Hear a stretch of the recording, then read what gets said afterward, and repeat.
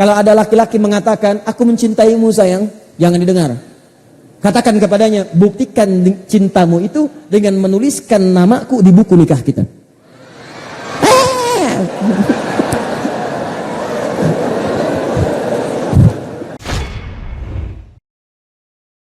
Nah, jadi kesimpulannya, generasi Rabbani itu adalah generasi yang siap tunduk, patuh, taat, mengikuti semua petunjuk-petunjuk Rabb Allah Subhanahu wa taala sehingga mendapatkan semua sifat rububiyah yang diberikan oleh Allah Subhanahu wa taala. Paham?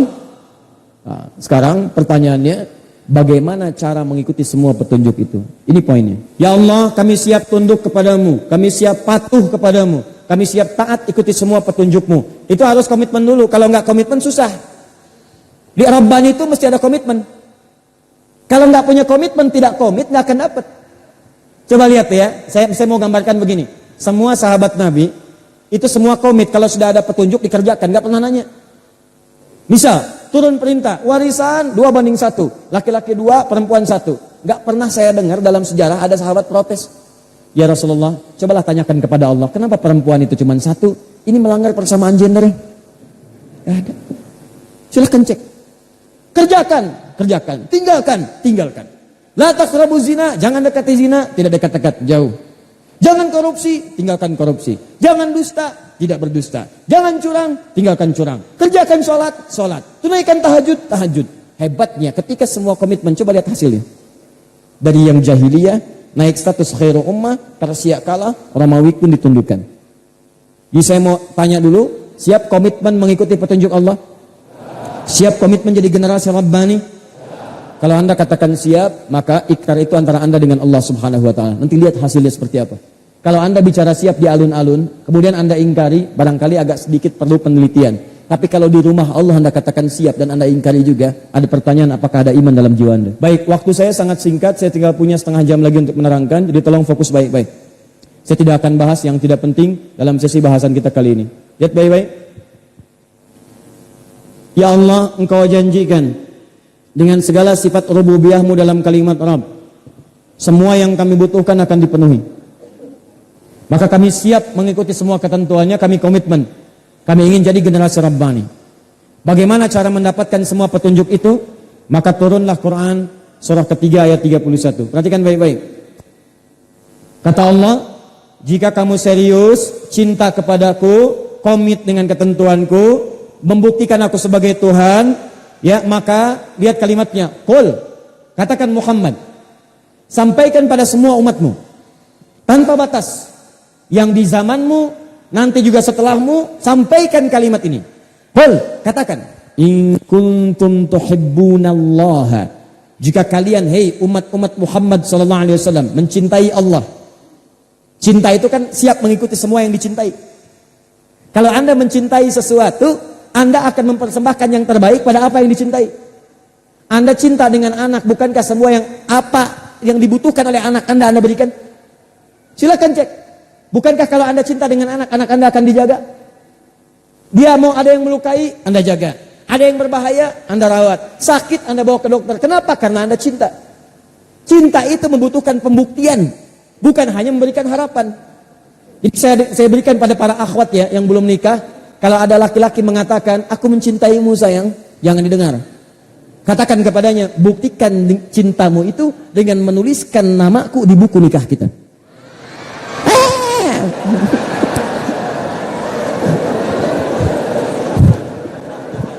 Pasang status.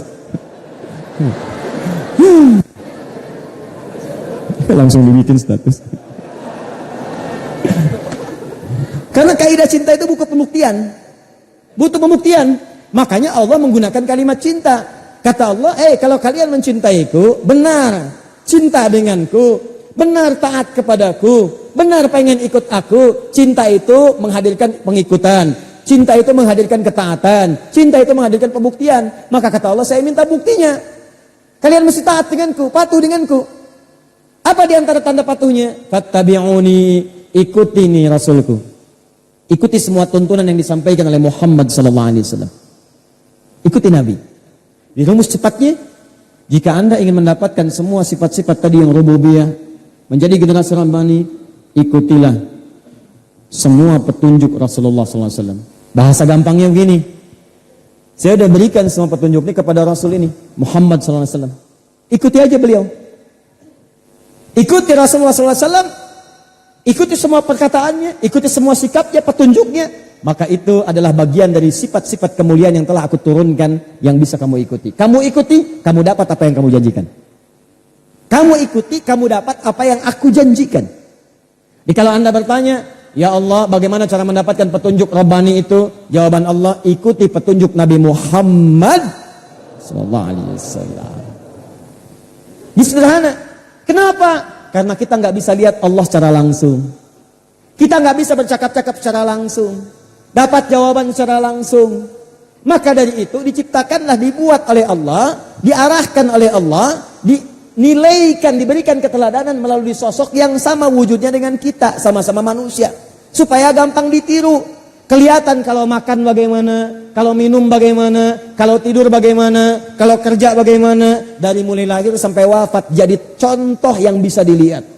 Contoh yang bisa dilihat secara sempurna oleh kita. Dari lahir sampai dengan wafat, itu dalam bahasa Arab disebut dengan uswah namanya.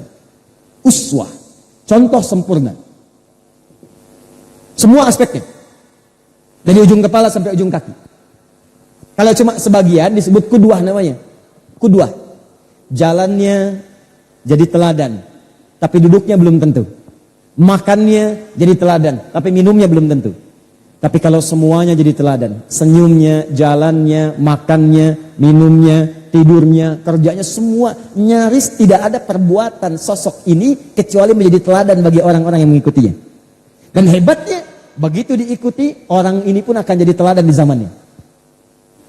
Siapa itu? Sifatnya disebut dengan uswah. Tidak ada yang mendapatkan uswah ini, gelar ini, kecuali Nabi Muhammad SAW. Turun Quran surah 33 ayat 21. Laqad kana lakum fi rasulillahi uswatun. Semua. Makanya silahkan Anda cek. Abu Bakar As-Siddiq radhiyallahu taala anhu ikut Nabi Muhammad sepeninggal Nabi jadi teladan beliau. Silahkan cek, sepakat semua. Kalau pengen ngambil keteladanan sepeninggal Nabi Abu Bakar. Abu Bakar wafat, Umar jadi teladan. Padahal Umar itu sebelum berislam, sebelum masuk Islam, itu luar biasa. Kasarnya ada. Mabuk 5 kali dalam sehari. Tangan kalau nggak duel, gatal. Naik ke Jabal Kubais. Siapa yang berani dengan saya? Ayo naik, ketemuan di Bukit A. Sebelum datang, pamit dulu pada ibu yang melahirkannya. Karena dia akan pulang tanpa nama. Umar. Tapi setelah beliau kemudian masuk Islam, belajar dari Nabi jadi teladan. Silahkan cek buku-buku sekarang tentang Umar. Tidak pernah menyebutkan sifat-sifat yang buruk sebelumnya, selalu kemuliaannya. Bahkan keburukan itu kemudian menjadi teladan, jadi ibrah. Jadi pesan. Di orang-orang baik itu kalau mengikuti Nabi, kalaupun masa lalunya itu kelam, di masa lalunya itu menjadi contoh di kemudian hari. Dan tidak ada yang mengungkit lagi. Kalaupun diungkit jadi pelajaran, bukan jadi cemoohan. Silahkan cek. Melihat wajahnya sudah tenang. Punya masalah tinggal lihat wajah aja. Pokoknya kalau ada masalah, lihat wajahnya. Ada masalah, lihat wajahnya. Masya Allah. Hilang masalah. Sayyidah Khadijah. Bahkan sepeninggalnya masih dimimpikan. Khadijah, Khadijah, Khadijah. Masya Allah. Oh, antum kalau punya Sayyidah Khadijah di rumah tuh, maksudnya sifat-sifatnya. Punya sifat Sayyidah Khadijah, istri punya sifat Sayyidah Khadijah. Tenang kehidupan antum di rumah. Kantor, ada masalah besar, selesai. Pulang ke rumah. Lihat wajah. Nah. Luar biasa. Coba buat seperti itu, Bu. Maksimalkan.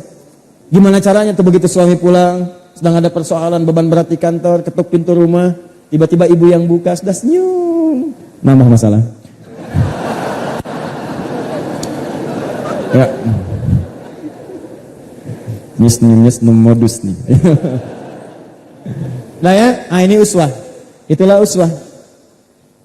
Nah, jadi kalau Anda ingin ikuti semua jenis keteladanan yang ada di sini semua. Secara singkat, ingin jadi generasi Rabbani, kata Allah, ikuti Nabi. Fattabi'uni yuhibbukumullah wa yaghfir lakum dzunubakum. Kata Allah, lihat baik-baik. Kalau kamu mampu mengikuti semua petunjuk Nabi ini, maka yang pertama Allah berikan yuhibbukumullah. Allah akan cintai kalian. Maka orang itu akan dicintai Allah. Kan tadi saya katakan kaidah cinta itu kalau sudah cinta semua diberikan. Manusia cinta pada yang lain, semua diberikan. Suami cinta pada istri, semua diberikan. Istri cinta pada suami, semua diberikan. Allah cinta pada hamba, apa yang Allah tidak punya, semua diberikan. Silakan. Anda pengen kaya, Allah kasih. Anda pengen pintar, Allah berikan. Namanya cinta.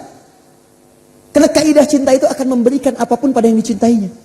Sepanjang itu bermanfaat bagi yang dicintai. Karena cinta itu tidak akan melukai. Awas kalau ada orang belum menikah, maaf mengatakan cinta ngajak maksiat bukan cinta namanya. Karena cinta itu melindungi dari yang kotor. Ingat beda antara cinta dengan suka.